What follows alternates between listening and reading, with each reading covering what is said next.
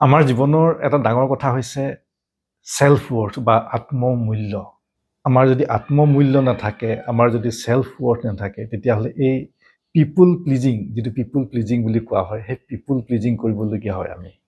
পিপুল pleasing কৰিবলৈ হ'লে আমি নিজেই কষ্ট পাবলগীয়া হয়। এতিয়া আত্মমূল্য বা সেলফ ওয়ার্থনো কি হয়? এই কথাটো ভগৱত গীতাত শ্ৰীকৃষ্ণই অৰ্জুনক বহুতবাৰ বুজাইছে।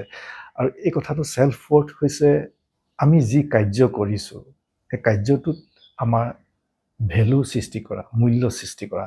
আৰু যেতিয়া আমি আমাৰ কাৰ্যটোৰ দ্বাৰা আমি এটা মূল্য সৃষ্টি কৰোঁ, তেতিয়া সেই এৰিয়াটোত সেই ব্যক্তিজনক বেলেগ মানুহে ডিনাই কৰিব নোৱাৰে।